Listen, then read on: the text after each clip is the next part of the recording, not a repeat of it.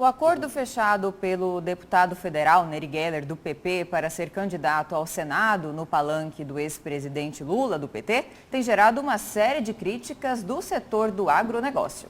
E um outro ponto é que o senador Carlos Fávaro, do PSD, já anunciado como coordenador da campanha de Lula aqui em Mato Grosso, está sendo sondado para ser candidato ao governo estadual em oposição ao governador Mauro Mendes. É para falar sobre essas articulações, essa divisão dos aliados do governador, é que está aqui no Jornal do Meio-Dia o senador Carlos Fávaro, do PSD. Boa tarde, senador, e seja bem-vindo aqui. Boa tarde, Lúcio. Boa tarde, que nos assistem. Senador, já teve até desmentido, né? Mas o ex-presidente Lula gostaria que o senhor fosse candidato ao governo do Estado nas próximas eleições. E a pergunta é, Carlos Fávaro teria essa disposição para enfrentar Mauro Mendes nas urnas? Olha, Lúcio, eu venho cumprindo o meu mandato como senador da República com muita dedicação, trazendo frutos e muitos resultados. Nesse período, eu aprovei 2 PECs que já foram promulgadas, vários projetos de lei, muitos voltados ao social, à inclusão das mulheres na política, às políticas sociais mais efetivas. Trouxe muitos recursos, que é outra atribuição de um parlamentar, muitos recursos para a melhoria da qualidade de vida da população aqui em Mato Grosso. Então, eu gostaria, de forma particular e pessoal, continuar cumprindo meu mandato como senador da República. Agora, não dá para negar que o desafio de poder ser governador do Estado de Mato Grosso, todo político que se engaje e ama esse Estado tem que ter essa vontade. Só para reforçar, o senhor não descarta essa candidatura, então? Se for da vontade de Deus e ao tempo de Deus, eu posso ser candidato a governador do Estado de Mato Grosso. E existe essa manifestação dos seus novos aliados? Olha, não só dos novos aliados, foi na construção com o presidente Lula, onde nós vamos trabalhar a coordenação da sua campanha aqui no Estado de Mato Grosso, fazer o comparativo, que isso é importante dizer, por que nós decidimos apoiar o presidente Lula? Porque a eleição nada mais é do que tocar no coração das pessoas a esperança de dias melhores. Aconteceu assim com Lula em 2002 e aconteceu com o Bolsonaro em 2018. Senador, agora, me permite, Sim. Agora nós temos a oportunidade, além de tocar com propostas de um governo que vai acontecer, mas comparar os 2 governos. E nesta comparação, é gritante a diferença como foi melhor o governo Lula para os brasileiros e para os mato-grossenses. Por isso eu vou ser coordenador e durante a conversa, nós vamos ter o Nery como nosso candidato ao Senado, veio a conversa informal da candidatura ao governo, que não é nada definido. Senador, ainda dentro desse tema, o senhor falou, se for da vontade de Deus, se for da vontade do povo, aí a pergunta é o seguinte, Fávaro, candidato ao governo do Estado, seria da vontade de Blairo Maggi e de Eraí Maggi? Essa é a pergunta que tem que fazer para eles. Mas eu sei de um fato que o ex-ministro Blairo Maggi disse a interlocutores que falam assim, o Fávaro está querendo ser candidato a governador. Eu falei assim, ele não é candidato a governador porque ele não está querendo. Apoiadores ele tem bastante. Ou seja, Blairo Maggi não seria contra a sua candidatura ao governo? Tem que perguntar a ele, mas eu... Não, mas é essa a interpretação que nós podemos dar nessa Foi palavras deles que ele falou. Senador, houve um rompimento, então, com o governador Mauro Mendes, que também tem como padrinhos políticos os primos aí, Eraí e Blairo Maggi? Ou não, eu não sei. A relação deles eu não sei. E não houve em relação ao senhor? Não houve rompimento. Eu acho que a construção política é feita pelo diálogo, pelo debate, pelo maior grupo e pelo menor impacto dentro do grupo, né, de divergências. É assim que se constrói. E nós começamos a construir a candidatura do Nery Geller ao Senado Federal com a crescência, com o apoio do governador Mauro Mendes. Claro que em nenhum momento ele firmou o compromisso que o Nery seria o candidato da sua chapa, mas sempre nos apoiou e incentivou. Por isso o Nery abriu mão de construir uma chapa de deputado federal para sua reeleição, abrindo as suas bases ao arco de aliança que está ali apoiando, MDB, PSD, o próprio progressista sem candidatura. E com a quiescência do governador. Em determinado momento, as coisas políticas mudaram e ele escanteou a gente, colocou a gente para fora do seu grupo político e caminhando para um outro rumo, que eu respeito, faz parte da democracia. Ora, nós temos que procurar. Você considerou uma traição isso? Não considero traição, não. Eu acho que é uma acomodação política, opção política, e a gente tem que respeitar. E nós vamos continuar procurando nosso espaço, falando com a população, apresentando um conjunto de propostas para o Mato Grosso e para os mato-grossenses que possam dar resultado nas eleições. Senador, agora tem aí o seguinte, né? Depois do anúncio, né, desse acordo para que Neri Geller fosse o candidato ao Senado no palanque de Lula, setores do agro se manifestaram, né? Teve muita crítica. O Sindicato Rural lá de Sinop, por exemplo, ele disse o seguinte, que é um acordo nefasto com o ex-presidente Lula e que isso seria apenas para dar suporte ao grupo de Blairo e Iraí, no transporte, na soja, no milho, no algodão. É por aí? Olha, eu respeito a democracia, o posicionamento das pessoas, com muita tranquilidade. Eu só não gosto do ataque pessoal. Eu só não gosto, não admito denegrir imagem com inverdades, isso não. Mas o posicionamento de cada um e da divergência faz parte da democracia. Mas eu resolvi apoiar o presidente Lula comparando o seu governo, vendo tudo o que ele fez. Foi no governo Lula que foi construído aqui a BR-364. Bolsonaro foi pior que Lula para Mato Grosso. É o Bolsonaro, o Paulo Guedes, que vendeu os ativos do Banco do Brasil, dívidas de produtores aqui de Mato Grosso, muitos desses sindicatos que estão te criticando, vendeu por 12% do valor de face e o BTG está cobrando... Dentro desse tema, o senhor falou de produtores que estão criticando. Lá de Estangará da Serra tem uma outra crítica, né, dizendo o seguinte, olha, isso daí é muito complicado, esse apoio, porque, vou ver aqui, ó, o PT atua em conjunto e apoia o Movimento Sem Terra, uma organização criminosa que invade, depreda, incendeia propriedades adquiridas com trabalho e esforço de famílias honestas. Aí é o seguinte, eles estão sugerindo aqui o quê? Que Carlos Fávaro está junto com o MST hoje, é isso? Nunca eu defenderei invasão de terra. Nunca. Nunca eu defenderei bandidagem, grilagem. Nunca defenderei o confronto. Agora, a reforma agrária, feita em terras públicas, a reforma agrária feita em terras privadas, desde que indenizado de forma legal e justa o proprietário, eu defendo sim, eu sou fruto da reforma agrária. Eu sou fruto de pequenos produtores que têm vocação e precisam de um pedaço de terra. Os produtores que têm medo do MST, não deviam ter medo do MST, deviam ter medo do Paulo Guedes e do Bolsonaro, que vendeu as dívidas deles com o Banco do Brasil por 12% do valor de face ao BTG e agora está tomando a terra deles, levando a leilão.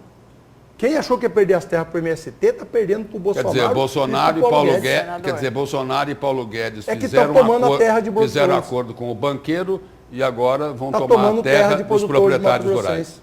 Não é o MST.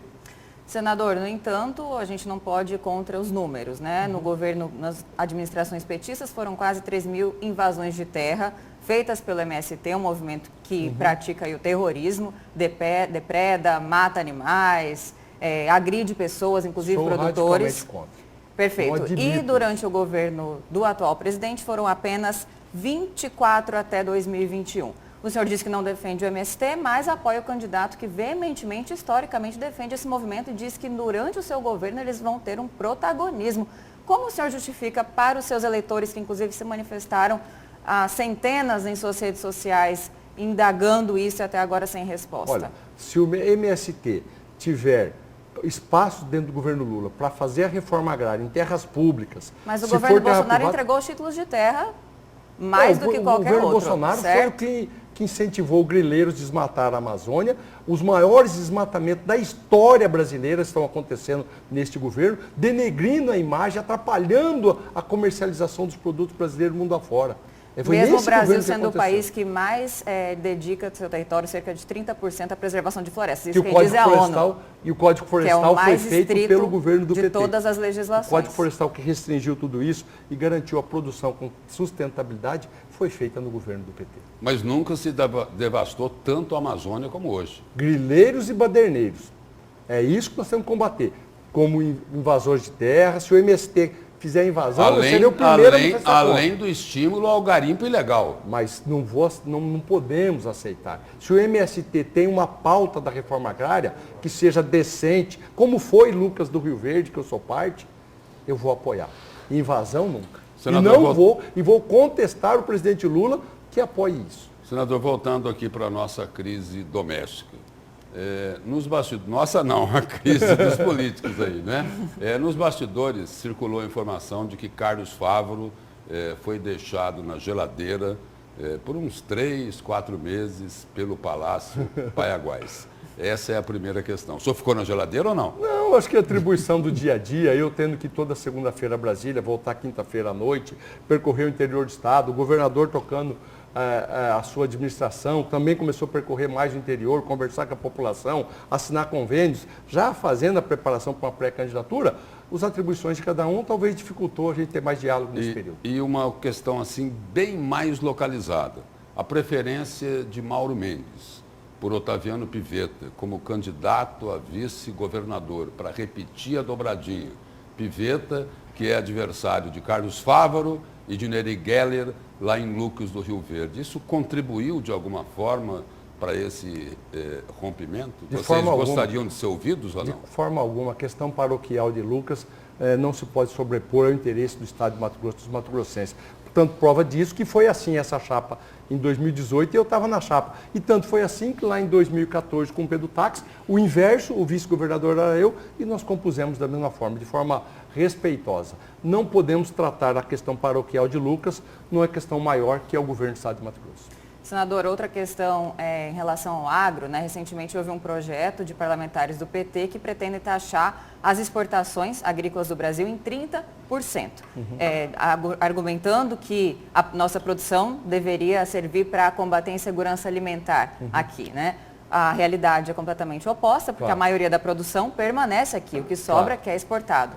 Como lidar com essa questão? O governo do ex-presidente Lula, ele ataca diretamente o produtor, não só os grandes, mas em especial os médios e os pequenos. Em relação aos grandes, diz que eles não alimentam ninguém, que só serve aí para lucros astronômicos. Como lidar com essa questão que inclusive está lá no projeto de governo? Olha, de fato, isso é uma retórica que não se aplica na verdade, porque o governo Lula foi o que fez investimentos na agricultura nunca visto na história do país. Mais de 12 planos safras consecutivos, com taxa de juros cada vez menor e com mais recursos para incentivar a produção. Foi no governo Lula, por exemplo, que fez uma revolução tecnológica. Financiamentos de 2,5% ao ano para compra de equipamentos, com 3 anos de carência e 15 anos para pagar. Fez uma revolução com o campo, com muito mais equipamentos e tecnologia, mas fez uma revolução na cidade, onde gerou emprego nas indústrias e hoje o Brasil é exportador de equipamentos agrícolas de última geração. É este governo que fez com infraestrutura, com a BR-163, quem fez a BR-163 foi o governo do PT. O governo Bolsonaro fez 50 quilômetros dos 1.000, os outros 950 foi o governo do PT. A BR-242 de Sorriso à Querência, metade dela está pronta, feita pelo governo do PT. A outra metade, nem a licença o governo do presidente Bolsonaro fez, nem a licença. Não sentou 1 metro de trilho de Mara Rosa no Goiás até Água Boa com dinheiro da Vale, que já topou pagar a obra. Nem 1 metro de trilho foi feito e nem o licenciamento. Então, não tem que taxar a exportação, não tem que... Esse governo que fez tudo isso pela agricultura saiu de 80 milhões de toneladas para 300 milhões.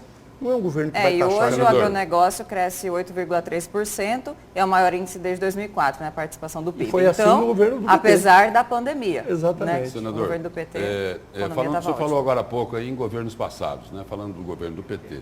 Mas vamos falar dos governos passados aqui de Mato Grosso. Lá no governo Pedro Táxi, o senhor era o vice-governador do estado e puxou a fila do rompimento com o ex-governador. Agora a história se repete. Não, Carlos Fávaro está puxando, né, articulou lá o acordo com o PT, porque Mauro Mendes está com o Bolsonaro, né, articulou esse acordo lá com o ex-presidente Lula, está puxando aí essa fila do rompimento com Mauro Mendes. A minha pergunta é a seguinte: o atual governador cometeu os mesmos erros que Pedro Táxi, ignorando a classe política na avaliação do senhor? Ou não? São coisas distintas. No Pedro, eu muito antes, lá no segundo ano de governo, eu conversei olho no olho com ele, e disse que não o acompanharia mais o projeto político, porque o governo não estava entregando aquilo que nós nos comprometemos na campanha de 2014. Mas fiz isso na hora certa, na hora de decidir o novo palanque, as novas propostas para apresentar à população mato-grossense. Foi nesse momento, porque antes poderia ser oportunismo, abandonar. Eu fui eleito para ajudar até o momento de decidir o novo palanque. Agora não. Agora nós estamos sendo excluídos. Nós estamos sendo colocados para fora. Nós não temos a oportunidade. E quem não tem a oportunidade desse grupo, certamente vai ter. O senhor está dizendo que se teve traição aí, eu não estou falando foi a da palavra parte traição, do governo. mas nós não estamos tendo espaço. Nós fomos colocados para fora. Senador, antes de encerrar aí, foi divulgado aí de que a primeira suplente do deputado Neri Geller ao Senado seria a primeira-dama de Cuiabá, Márcia Pinheiro. E aí, aliados aí do Palácio Paraguai já dizem o seguinte: olha, Neri e Favro tinham que tomar cuidado, porque eles podem ser carimbados com a marca da corrupção. Isso preocupa? Cada um com seus problemas, com seus atos, com as suas consequências. Os órgãos de controle estão aí, eu nunca vou defender coisa errada. Agora, os dois pesos e as duas medidas são incongruentes. Se não cabe nós caminharmos com o adversário político do governador, nós caminharmos com Emanuel Pinheiro e Márcia Pinheiro, como que cabe ele caminhar junto com Hélio Fagundes, mas caminhar com o deputado Medeiros, que critica dia e noite o governador Mauro Mendes, e se ele fizer a coligação com o PL, estará caminhando junto com José Medeiros. Qual a diferença entre Emanuel Pinheiro no palanque do governador e a diferença do José Medeiros? Incoerência política. Senador, obrigado pela presença e pelas informações do senhor aqui no Jornal do Meio-Dia, no que a gente podia chamar o quê? De papo reto? Papo reto, sem curva. Muito obrigado. Obrigado, Camilo. Obrigado, Lúcio, todos que nos assistem.